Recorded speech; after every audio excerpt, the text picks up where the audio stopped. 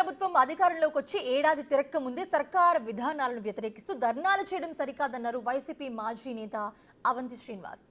British హయాంలో మాదిరి Tadepalli palace లో నిర్ణయాలు తీసుకుని అందరూ ధర్నాలు చేయండి ఎలా చెప్తున్నారని ఆయన ప్రశ్నించారు. వ్యక్తిగత కారణాలతోనే వైసీపీకి రాజీనామా చేశారని, ఓటమిపై జగన్ విశ్లేషించుకోవాలని అన్నారు అవంతి శ్రీనివాస్. నేను ఇప్పుడు ఈ నిర్ణయం తీసుకున్న సడన్గా కారణం ఏంటంటే, మరి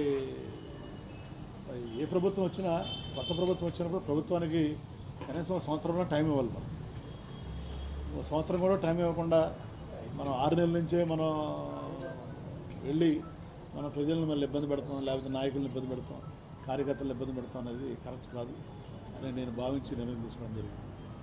ఎందుకంటే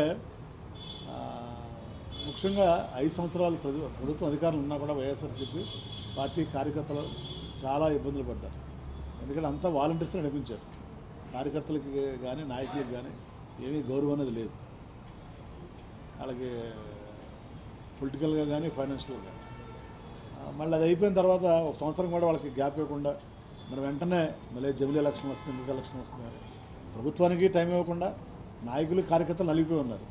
మళ్ళీ వాళ్ళకు కూడా మనం టైం ఇవ్వకుండా మళ్ళీ రేపటి నుంచి మనం ధర్నాలు చేయండి, ఇది చేయండి అని చెప్పడం ఎంతవరకు కరెక్ట్. ఎందుకంటే పార్టీ విధానం అనేది 175 మంది ఎమ్మెల్యేలు, 175 ఇన్ఛార్జీలు ఉంటే 175 మందిని కన్సల్ట్ చేసి మనం పార్టీ ముందుకెళ్ళాలి కార్యక్రమాలు. అంతేగాని ఏదో మన బ్రిటిష్ గవర్నమెంట్ రూల్ చేసినట్టు బ్రిటిష్ వాళ్ళు చూడండి, వాళ్ళ డెసిషన్స్ అని అక్కడ తీసుకునేవాళ్ళు, అక్కడ లండన్లో తీసుకుని ఆ డెసిషన్ మనకి పంపిస్తే ఇంప్లిమెంట్ చేసేవాళ్ళు. ఇప్పుడు ఏ పార్టీ అయినా ప్రజాస్వామ్యబద్ధంగా ఉండాలి, కానీ ప్రజాస్వామ్యబద్ధంగా లేకుండా నిర్ణయాలను ఏకపక్షంగా తీసుకుని వాటిని మీరు అమలు చేయండి అని చెప్పడం కరెక్ట్ కాదు. దగ్గర కానీ రాష్ట్రం దగ్గర కానీ ఒక లిమిటెడ్ నిధులు ఉన్నాయి. మనకు పెట్టుబడులు రావాలి. పెట్టుబడులు రావాలంటే ఏంటి, ఒక స్థిరమైన ప్రభుత్వం ఉంటేనే పెట్టుబడులు వస్తాయి. మనం కూడా చూసాం పక్క రాష్ట్రం తెలంగాణలో 10 ఏళ్ళు టీఆర్ఎస్ పరిపాలించింది కాబట్టి హైదరాబాద్ ఆ మాత్రం అభివృద్ధి చెందింది. మన వాళ్ళు ఏమన్నా రాష్ట్రం విడిపోగానే మనకి హైదరాబాద్ ఇది అయిపోతుంది, అది అయిపోతుందని చెప్పారు. కానీ ఉల్టా అయింది. హైదరాబాద్ సూపర్ డెవలప్ అయింది, మనం ఏమో డెవలప్ చేసుకోలేదు. హైదరాబాద్ ఎందుకు డెవలప్ అయిందంటే 10 ఏళ్ళు స్థిరమైన ప్రభుత్వం ఉంది కాబట్టి.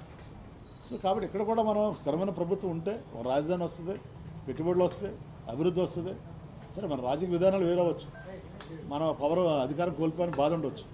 అట్ ద సేమ్ టైం రాష్ట్ర అభివృద్ధిని కూడా మనం దృష్టిలో పెట్టుకోవాల్సినటువంటి బాధ్యత ఉంది. కానీ మనం ఇలా ప్రతిదానికి రాజకీయ ప్రయోజనాలే పరమావధిగా మనం ముందుకెళ్ళడం అనేది ఎంతవరకు కరెక్ట్ అనేది నాకు అర్థం కాక, అది దానికోసం అడ్జస్ట్ కాక నేను ఈ రోజున దాంతోపాటు నా వ్యక్తిగతంగా కూడా 5 సంవత్సరాలు నా జీవితాన్ని, కుటుంబాన్ని కూలిపోయి దూరం ఉండడం జరిగింది. సో నాకు ఆ సమస్యలు కూడా ఉన్నాయి కాబట్టి మరి గౌరవ మన పార్టీ అధ్యక్షులు జగన్మోహన్ రెడ్డి గారికి మరి నా వ్యక్తిగత కారణాలతోటి ఈ రాజకీయాలకి ప్రస్తుతం దూరంగా ఉండాలని నిర్ణయం తీసుకోవడం జరిగింది. మరి దానికి భీముల నియోజకవర్గ ఇన్ఛార్జ్ బాధ్యతలు కానీ మరి వైఎస్ఆర్ కాంగ్రెస్ పార్టీకి ప్రాథమిక సభ్యత్వానికి కానీ నేను రాజీనామా చేస్తున్నాను. ఏదన్నా నా సంగతి మీకు తెలుసు, ఓపెన్గా ఉంటాను, ట్రాన్స్పరెంట్గా ఉంటాను, మీకు చెప్పే చేస్తాను. ఇప్పుడు వద్ద నాకు ఏ పార్టీలో చేరే ఆలోచన లేదు, అర్థమైందా.